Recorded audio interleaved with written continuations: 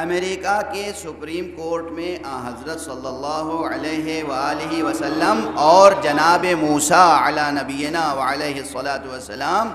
یہ دو اولو العزم پیغمبروں کی تصویریں ہیں، اور دوسری جو تصویریں ہیں ان کے لیے بھی تاریخ انسانی اور تاریخ بشری میں ان سے متعلق یہ بحثیں ہیں کہ آیا وہ نبی تھے یا اوصیاء انبیاء میں سے تھے وغیرہ وغیرہ، لیکن ان کے سنگی مرقع ہیں، اور نیچے لکھا ہوا ہے کہ یہ law givers to the mankind, انہوں نے عالم بشری کو قانون عطا کیا۔ ہمیں اور آپ کو جو عرض کر رہا ہوں کہ اس دور میں نبوت کی حقیقت پہ سب سے زیادہ بحث کرنی ہے، وہ اس لیے کہ یہ واضح ہو سکے کہ یہ ان ہستیوں نے جو قانون دیا ہے، اور آپ خود اعتراف کر رہے ہیں کہ انہوں نے قانون دیا ہے، تو یہ نہ سمجھیے کہ خود اپنے خواہشات نفس کی بنیاد پر کوئی قانون بنا کے دیا ہے، اپنی ذاتی فکر کی بنیاد پر کوئی قانون بنا کے دیا ہے، بلکہ نہیں، وہ قانون دیا ہے جو حق سبحانہ و تعالی نے انہیں عطا کیا تھا، بحیثیت نبی عطا کیا ہے، نہ بحیثیت بشر۔ ورنہ وہی کورٹ جس میں ان کو لا گیور کے طور پر قبول کیا گیا ہے، انٹروڈیوس کیا گیا ہے، وہ ان کے قانون سے انحراف کیوں کرتا ہے؟ انحراف کی وجہ ہر جگہ صرف یہ نہیں ہوتی کہ وہ دل آزاری کا ارادہ رکھتے ہوں۔ یہ تشریف فرمائیں، یہ شاعر بھی ہیں اور لائر بھی ہیں۔ لائر کہا کیجئے بہت سنبھل کے، تلفظ میں کہیں تسامح نہ ہو جائے۔ قانون داں ہیں، ایڈوکیٹ ہیں، اور بھی حضرات ہوں گے مجلس میں قانون داں، یہ جانتے ہیں کہ کبھی کبھی جج صاحبان، میری خود گفتگو ہوئی ہے، ہائی کورٹ ججز سے ہوئی ہے، سپریم کورٹ ججز سے ہوئی ہے، اس ملک کے، اس ملک کے، اس ملک کے، کئی ملک، تو وہ سمجھتے ہیں کہ دیکھیے ایسا ہے کہ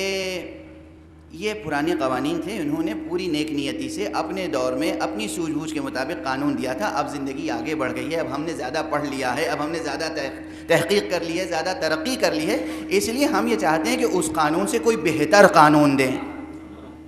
توجہ ہے؟ یعنی وہ پوری نیک نیتی سے یہ چاہتے ہیں، سب کی بات نہیں کر رہا ہوں، کچھ کی بات کر رہا ہوں، وہ نیک نیتی سے یہ چاہتے ہیں کہ ٹریڈیشنل قوانین اور ریچول سے نکال کر آپ کو سائنٹیفک اصولوں پر مبنی تازہ اور نئے اور ترقی پذیر یا ترقی یافتہ قوانین عطا کریں۔ یعنی انہیں غرور دانش ہے، وہ یہ سمجھتے ہیں کہ ان کا علم ان کے علم سے زیادہ ہے، ان کا تجربہ ان کے تجربے سے زیادہ ہے، لیکن جس وقت یہ منکشف ہو جائے گا کہ یہ انہوں نے بشر کی حیثیت سے نئی قانون بنا کر دیا تھا بلکہ نبی کی حیثیت سے بنا کر دیا تھا، اور یہ معلوم ہو جائے گا کہ نبی کوئی معمولی انسان اور بشر نہیں ہوتا، نبی ہمارے جیسا نہیں ہوتا۔ جب یہ معلوم ہو جائے گا کہ نبی ہوتا ہے اور نبی ہمارے جیسا نہیں ہوتا، اور نبی وہی کہتا ہے جو وحی آتی ہے، اور وہی رب کی طرف سے آتی ہے، اور رب کے علم میں ارتقاء کی گنجائش نہیں ہے، جب یہ حقائق منکشف ہوں گے تو یہ چاہے غرور دانش ہو یا تکبر جہل سب کافور ہو کے رہ جائے گا۔ اس لیے ضرورت ہے کہ زیادہ سے زیادہ حقیقت نبوت پر گفتگو ہو، زیادہ سے زیادہ بتایا جائے نبوت کیا ہے، وحی کیا ہے،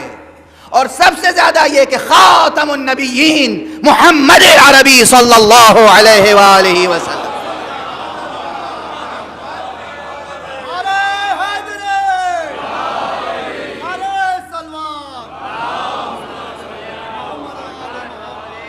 کی شان کیا ہے؟ حضرت کی شان کیا ہے؟ اور انبیاء کی شان کیا ہے؟ حضرت کی شان کیا ہے؟ یہ ہم پر سب سے زیادہ بڑا فریضہ ہے اس وقت، یعنی جو خود سے یہاں تک آ گیا، یہ پورا معاشرہ خود سے کہہ رہا ہے انہوں نے قانون دیا ہے، یہ law givers to the mankind, جو خود سے اس منزل تک آ گیا، اسے بس یہی تو بتانا ہے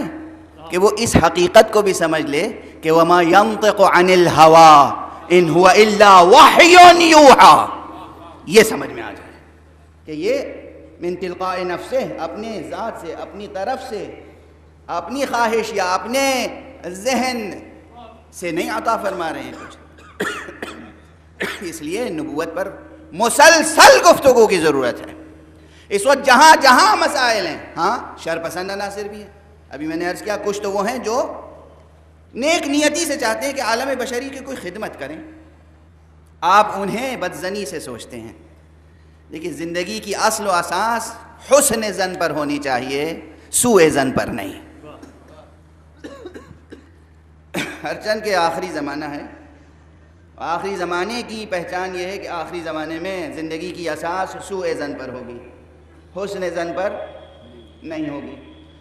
لیکن اصل زندگی کیا ہے، اصل اخلاقی کیا ہے جو قرآن نے، اسلام نے، نبوت نے، امامت نے، ولایت نے ہمیں عطا کی ہے؟ وہ یہ ہے کہ زندگی کی بنیاد، معاملات زندگی کی بنیاد حسن ظن پر ہونی چاہیے۔ تو یہ ہر ایک سے سوء ظن میں مبتلا نہ ہو جائیں۔ ایک طبقہ ہے جو نیک نیتی سے یوں سوچتا ہے، اب اس کی سوچ میں انحراف ہے، آپ اس انحراف کو دور کیجئے۔ غیروں کے انحراف کے ساتھ، اپنے لوگوں کے انحراف کے ساتھ بھی یہی رویہ ہونا چاہیے۔ ذرا ذرا سے اختلاف نظر پر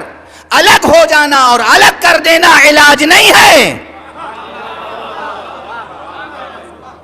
یہ جملہ میں اکثر کہا کرتا ہوں، قوم کی تربیت کے لیے سینے میں باپ کا دل ہونا چاہیے۔